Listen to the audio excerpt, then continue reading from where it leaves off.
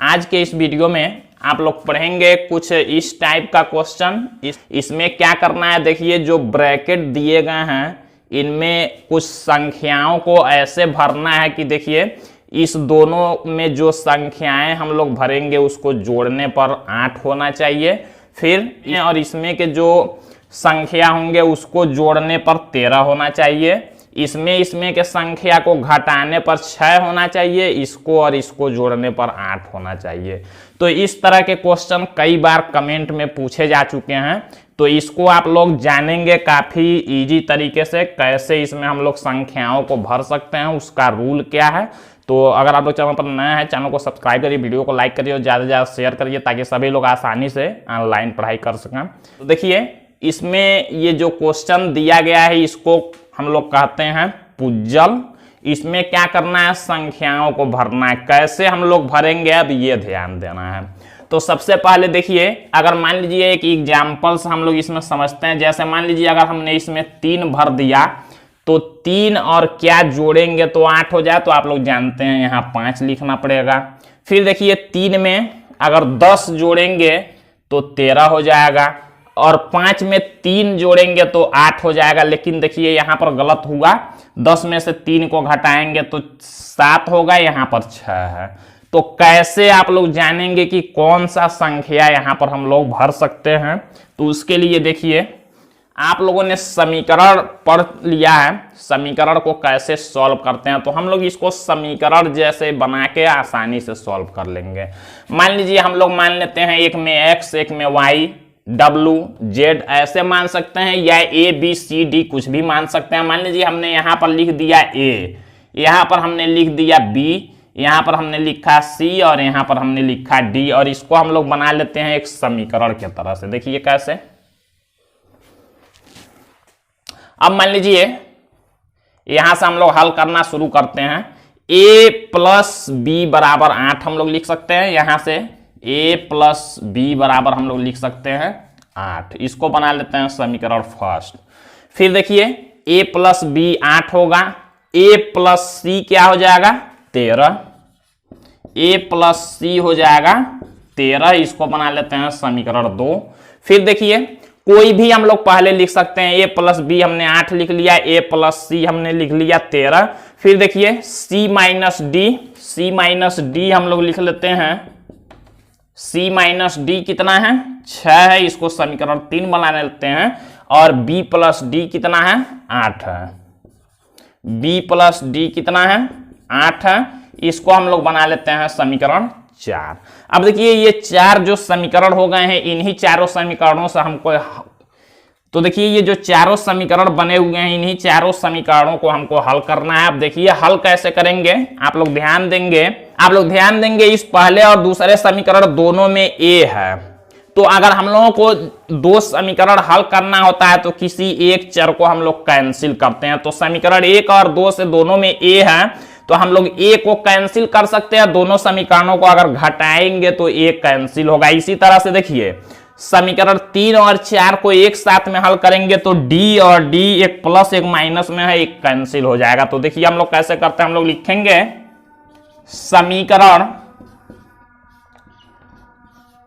1 व 2 से हम लोग लिख लेंगे समीकरण 1 व 2 से, या लिख लेंगे समीकरण 1 में से समीकरण 2 को क्या करेंगे घटाएंगे। क्यों, अभी देखिए A प्लस बी इक्वल है 8, हम लोग लिखेंगे A प्लस सी इक्वल 13। अब देखिए हम लोग घटाएंगे तो चिन्ह बदलता है, माइनस होगा, यहां भी माइनस यहाँ भी minus, plus A minus A cancel हो जाएगा। और B यहाँ पर ये प्लस सी नहीं रहेगा, उसका चिन्ह ये हो गया है माइनस, तो हम लोग लिखेंगे इसको B माइनस सी।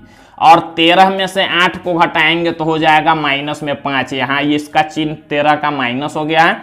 अब देखिए B माइनस सी माइनस 5 आया, इसको हम लोग बना लेते हैं समीकरण 5। 4 समीकरण हमने बनाया था, यहां से हमने बना लिया समीकरण 5। अब देखिए 1 और 2 को हमने हल किया, 3 और 4 को हम लोग हल कर लेते हैं। हम लोग लिखेंगे समीकरण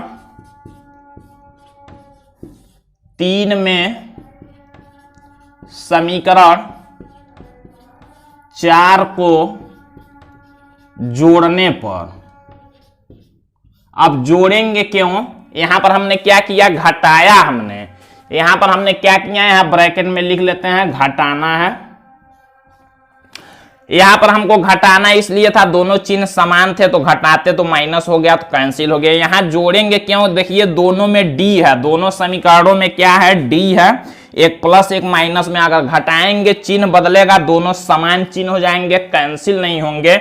हमको कैंसिल करना होता है तो डी और डी प्लस माइनस में अगर जोड़ेंगे तो दोनों कैंसिल हो जाएंगे। तो हम लोग लिखेंगे c माइनस डी इक्वल 6 और b प्लस डी इक्वल 8। अब देखिए जब जोड़ेंगे तो minus D plus D cancel, b plus C बचेंगे, b प्लस सी इक्वल 8 और 6 को ऐड करेंगे हम लोग तो हो जाएगा 14। इसको बना लेते हैं समीकरण 6। अब देखिए समीकरण 5 और समीकरण 6, इन दोनों को हम लोगों को अब हल कर लेना है। 1 2 से समीकरण 5 बन गया, 3 4 से समीकरण 6 बन गया। आप देखिए समीकरण 5 6 को हम लोग जब ध्यान देंगे तो दोनों समीकरणों को अगर जोड़ेंगे तो c और c कैंसिल हो जाएंगे, प्लस और माइनस में। तो हम लोग लिखते हैं समीकरण 5 व 6 को जोड़ने पर हम लोग लिखेंगे समीकरण 5 व 6 को जोड़ने पर। अब देखिए जब जोड़ेंगे तो क्या हो जाएगा, ये है b माइनस सी इक्वल में -5 और ये है b प्लस सी इक्वल में 14।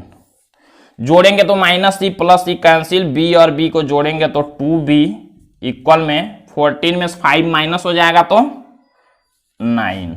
अब देखिए हम लोग यहां से क्या करेंगे, b का मान निकाल सकते हैं। 2 गुणा में इधर आएगा तो भाग में होगा, तो हो जाएगा b बराबर 9 बटा में 2। भाग करेंगे तो b बराबर हो जाएगा 2 से 9 में भाग करेंगे तो 4.5 बार में कैंसिल हो जाएगा। आप ध्यान दीजिएगा आप लोग, b के जगह पर हम लोग क्या भर सकते हैं, 4.5। देखिए हम लोग यहां भरते हैं 4.5। अब 4.5 का मतलब होता है 4.5।